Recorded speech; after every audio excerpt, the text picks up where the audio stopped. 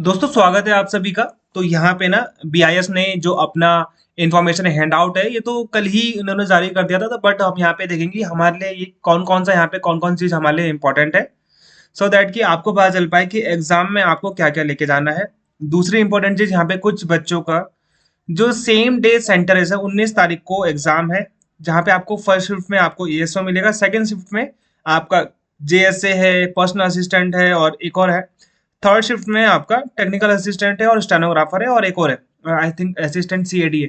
तो यहाँ पर ना 19 तारीख को ही बहुत से बच्चों का एएसओ और जेएसए भी है। मैं इन्हीं दोनों पे बात कर रहा हूँ क्योंकि यही दोनों जनरल पोस्ट है। किसी ने पीए भी भरा होगा तो अब जेएसए और पीए में से वो एक ही एग्जाम दे पाएगा। ओके, थर्ड शिफ्ट में है आपका यहाँ पर स्टेनोग्राफर। मान लीजिए किसी व्यक्ति ने, ठीक है, 19 तारीख को एएसओ भी भरा है, जेएसए भी भरा है, स्टेनो भी भरा है, तो उसका सेंटर दूर दूर दे दिया है, यानी कि इतना दूर दे दिया है कि वो बंदा जा नहीं पाएगा। किसी किसी का पास पास में, ओके, एक का गाजियाबाद दे दिया है, किसी का दूसरी जगह दे दिया है। तो यहाँ पे हमने फिर बीआईएस से बात करी थी पहले भी और अभी भी करी है इससे रिलेटेड। उन्होंने कॉल उठा लिया था, उन्होंने बोला देखो हमने ये चीज पहले ही क्लियर कर दी थी कि यदि अगर सेम शिफ्ट में आपका एग्जाम हो जाएगा तो उसमें हमारी कोई जिम्मेदारी नहीं है।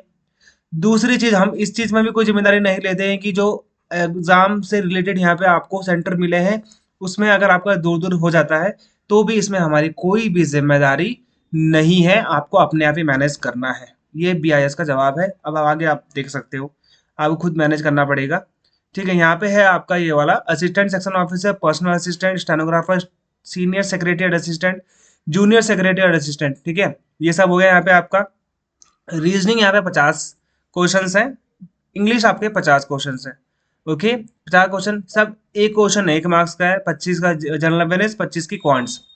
अब यहाँ पे ध्यान देना, आपका सबसे पहले जब आप पेपर वहां पे स्टार्ट करोगे तो आप ऐसा नहीं होगा कि आप सेक्शन चेंज कर पाओगे, नहीं। आपको 35 मिनट शुरू के जो दिए जाएंगे उसमें सिर्फ आप रीजनिंग करेंगे।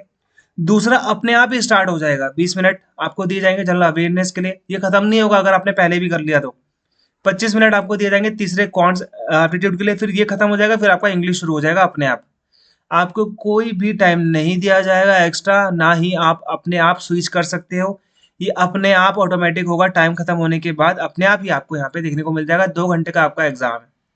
ओवरऑल आपको 50% मार्क्स लेके आने हैं ताकि आप नेक्स्ट स्टेज के सिलेक्शन प्रोसेस के लिए कंसिडर करे जाओ। कंसिडर की बात कर रहा हूँ मैं, ये नहीं बोल रहा हूँ कि आप नेक्स्ट स्टेज में चले जाओगे। आपके 50% मार्क्स होंगे तभी आपको कंसिडर करेंगे, कट ऑफ लगेगी। ओके, कट ऑफ के बाद डिसाइड होगा। 120 मिनट आपको दिए जाएंगे, 1/4 यहाँ पे आपकी नेगेटिव मार्किंग रहेगी।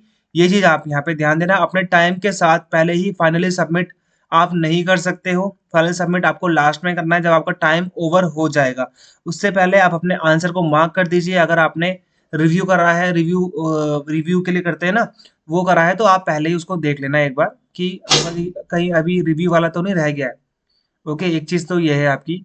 अब तीसरी चीज आएगी यहाँ पर कि जो आपका हैंडआउट आपको दिया गया है, पर्टिकुलरली यहाँ पे इन्होंने क्वेश्चंस बता रखे हैं। देखो ये पूरा का पूरा बैंकिंग पैटर्न पे एग्जाम होगा। 5 ऑप्शन यहाँ पे आपके होंगे, मैंने आपको पहले भी बोला था 4 ऑप्शन वाले मत पढ़ो, क्योंकि 5 ऑप्शन वाला आएगा यहाँ पे।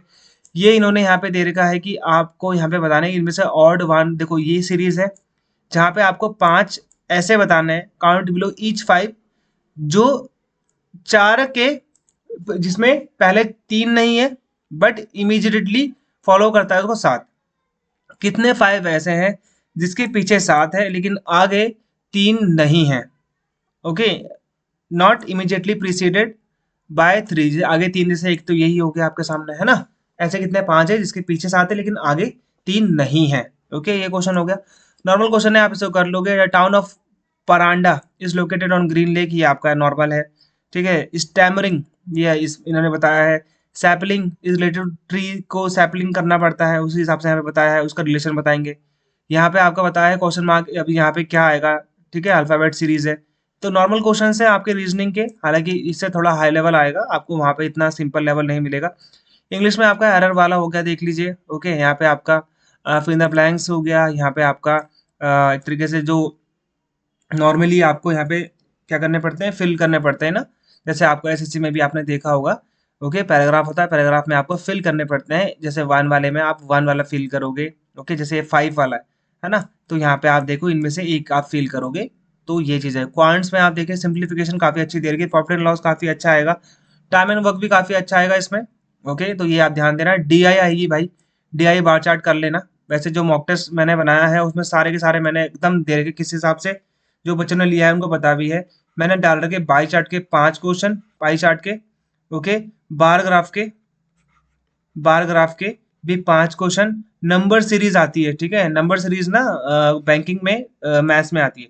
ये 5 क्वेश्चन डाल रखे हैं, 10 क्वेश्चन आपके मिक्स वाले डाल रखे हैं, जो कि यहाँ पे इन्होंने दे रखा था ना ये वाले, ये सोहनलाल, ये ऐसे वाले क्वेश्चन, सिंप्लीफिकेशन, ये सब मैंने इसमें 10 क्वेश्चन डाल रखे हैं। ओके, तो आपका फायदा ही होगा इसमें, वैसे तो नुकसान है नहीं।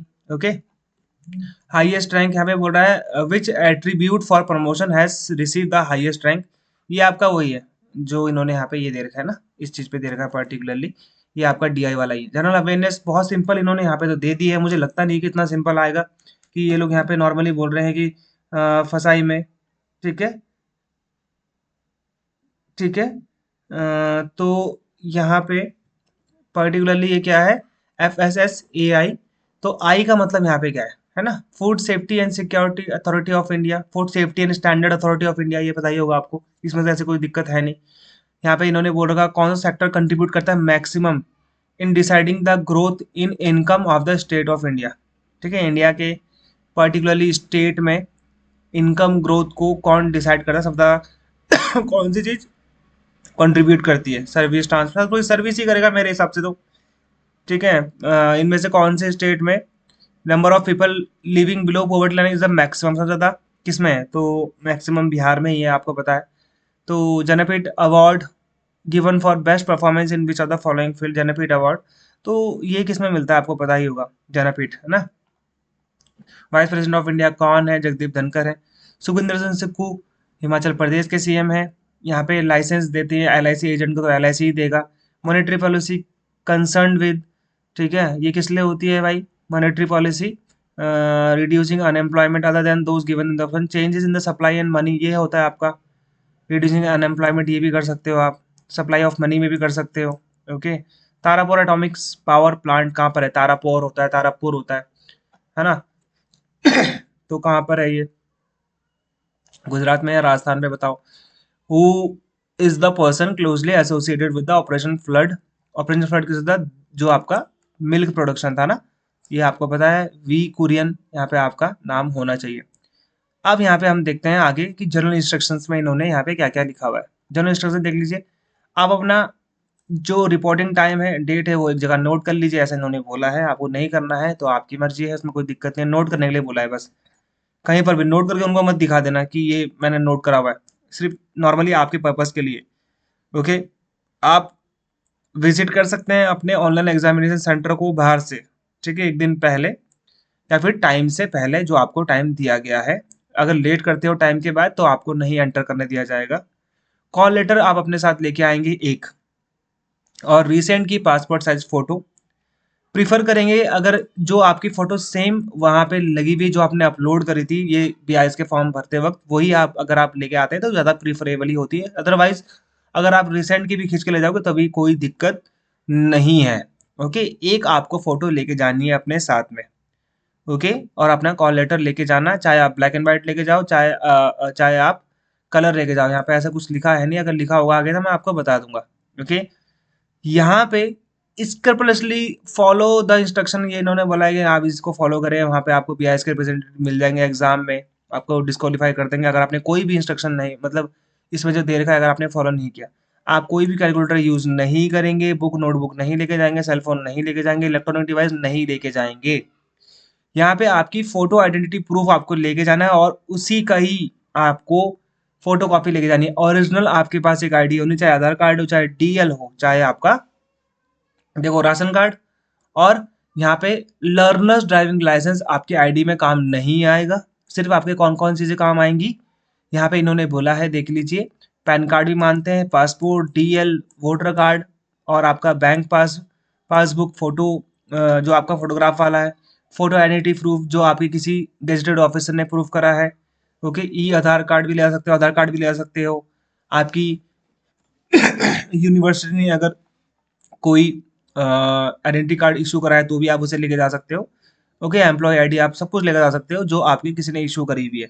राशन कार्ड और ड्राइविंग लाइसेंस को आप, ड्राइविंग लाइसेंस कौन सा, लर्निंग वाला, वो आप का आईडी प्रूफ नहीं होता। तो इतने सारे आईडी प्रूफ आप लेके चल जाना, और जो आईडी प्रूफ आप लेके जाओगे आधार कार्ड, डीएल या फिर वोटर कार्ड में से, उनमें से उसकी आपको फोटोकॉपी भी करवानी बहुत ज़रूरी है, क्योंकि वो वहाँ पे एट लास्ट जमा होगी। जो अभी आपके आंसर्स हैं वो हम चेक करेंगे, ये बोल रहे हैं ऐसा। अगर कोई भी सिमिलर पैटर्न पाया गया, अगर कोई भी चीज़ यहाँ पे दिखती है कि भाई दो लोगों का सेम पैटर्न है, आपने चीटिंग करी है, यहाँ पे आपका प्रोसीजर देखा जाएगा, तो आपका कैंडिडेट वहीं पर ही क्लोज कर दिया जाएगा, कैंसिल कर दिया जाएगा। ओके, अगर आप कॉपी करते हो कहीं से भी, कैंडिडेट कॉपी करते हुए पाया गया, अगर उसने, अगर हमको ये लगा, ये कह रहे हैं कि अगर हमने जो आपका पेपर एनालाइज करने के बाद अगर हम देखते हैं कि वो जो आपके आंसर है किसी और से सेम टू सेम मिल रहे हैं, तो आपका कैंडिडेट क्लोज हो जाएगा।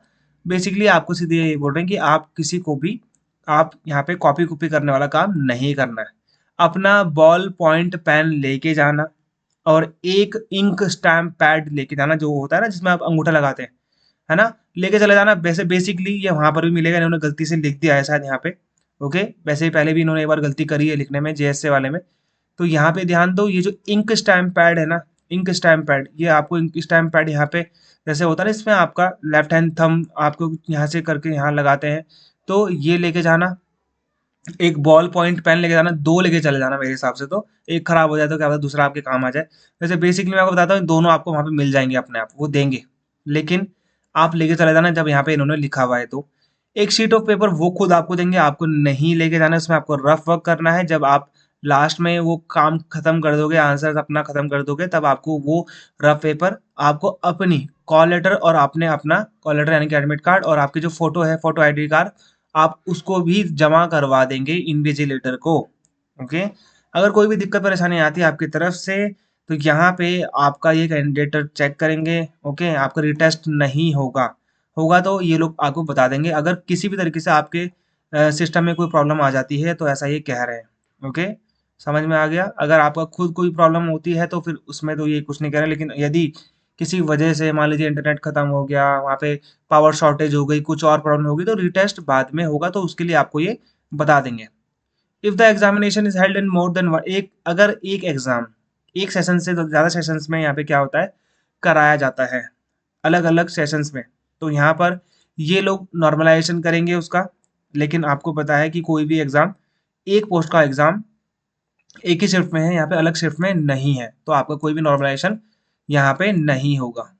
यहाँ पे ये सिंपली एक बात कह रहे हैं कि यदि अगर आपका, अगर आप जो भी आपने एग्जाम दिया था उसके अंदर आए हुए क्वेश्चंस को डिस्क्लोज कर रहे हो, पब्लिश कर रहे हो, अपने आप वीडियो बना के डाल रहे हो, तो आपका कैंडिडेट ने यहाँ पे क्लोज कर दिया जाएगा। आप किसी भी तरीके से वो क्वेश्चंस का जो कंटेंट है वो आप नहीं बता सकते हैं बाहर, जैसे एसएससी भी कहता है। ओके, इनकरेक्ट इन्फॉर्मेशन, वायलेशन करना, कैंडिडेट डिटेक्ट किसी भी चीज़ का अगर आप वायलेशन करते हो, ये आपका डिस्क्वालिफिकेशन हो जाएगा। ठीक है, और यहाँ पर बीआईएस अगर आपको गिल्टी कर देता है, तो यहाँ पे आपको इम्प्रिजनमेंट भी हो सकती है, अगर आपने कोई डॉक्यूमेंट आपके खराब पाए जाते हैं तो। ओके, और यहाँ पर the public examination prevention of unfair mean act भी लागू हो जाएगा। ये लगेगा इसमें 5-6 करोड़ का, आई थिंक इसमें क्या है, फाइन है ना। तो ये सब मैं आप लोग को बता चुका हूँ। अब यहाँ पे ये सारे के सारे इंस्ट्रक्शन आपको पता चल गए, आपको क्या क्या लेके जाना है, अपना एडमिट कार्ड, अपना एक फोटो आईडी, और उसी की यहाँ पे फोटोकॉपी। तीसरी चीज, यहाँ पे अपनी एक फोटो लेके जाना रिसेंट की, या फिर जो आपने अपलोड करी थी वो वहाँ पे चिपकाना पड़ेगा आपको, वहाँ पर वो भी चिपका सकते हैं, आपको कोई दिक्कत वाली बात नहीं है। अपने साथ फेवी स्टिक भी लेके जाना, और यहाँ पे आपको एक पेन लेके जाना है, एक स्टैम्प पैड लेके जाना है, ठीक है, जो नीला वाला होता है। बस यहाँ पे सिंपली आपको इतनी चीजें करनी है, बाकी आपको एंट्री मिल जाएगी। अपने कान वान में बुंदे पहले ही हटा लेना, सोने के होंगे तो कोई भी गले में लॉकेट वॉकेट पहन के मत जाना, हो सके तो टी शर्ट पहन के चले जाना बस। ठीक है, कमीज पहन के जाओगे तो बटन में उसमें बोलते हैं कैमरा होता है, तो आप सिर्फ टी शर्ट पहन के जा सकते हो। लड़कों को बोल रहा हूँ, लड़कियां नॉर्मल सलवार सूट पहन के जा सकती हैं। ओके, बाल में कोई भी क्लिप विलिप लगा के मत जाना, वो उतरवा लेंगे वहां से, जाते हुए फिर ढूंढते रहोगे कहाँ पर गया वो। ओके, तो ये है लड़कों के लिए। चश्मा अगर पहनोगे तो नॉर्मल वैसे पहन के जाना, कोई बिल्कुल ही अगर वैसा होगा तो उतरवा लेंगे आपसे वो। ठीक है, और कान में कोई बुंदा बुंदा नहीं होना चाहिए, लॉकेट वॉकेट नहीं होना चाहिए, हाथ में कुछ भी धागा तागा कुछ भी नहीं होना चाहिए, ना ही घड़ी होनी चाहिए। ओके, तो ये है आपके लिए इंस्ट्रक्शंस। और फिर भी अगर आपको कोई प्रॉब्लम है तो आप मुझे कमेंट में लिख सकते हो, मेरे को टाइम मिलेगा तो मैं आंसर कर पाऊंगा। और मॉक टेस्ट कोर्स का लिंक नीचे है। क्लासेस आपकी कल से स्टार्ट हो जाएंगी, कल या परसों से जीए की क्लासेस मैं स्टार्ट कर दूंगा। और आपके जो कोर्स है उसमें आपको करंट अफेयर 1 साल का आपके 15 10 से 15 मॉक टेस्ट आपको उसमें मिल जाएंगे, वो भी बैंकिंग पैटर्न पे। ये वाला पैटर्न 5 क्वेश्चन वाला, ठीक है, वो आपको मिल जाएगा। नोट्स आपको जीए के मिलेंगे बस, ठीक है, बाकी और के नहीं है। जीए के आपको शॉर्ट नोट्स मिलेंगे, क्लासेस मैं लूंगा। और आपको वो नॉर्मली आपको मिल जाएगा अपने सही दाम पे, 600 समथिंग का है। बाकी आपकी मर्जी है, उसमें आप ले लेते हैं नहीं लेते हैं, बट लोगे तो आपका फायदा होगा ही होगा उसमें। ओके, मिलते हैं हमारे अगले वीडियो तक, गुड बाय, जय हिंद।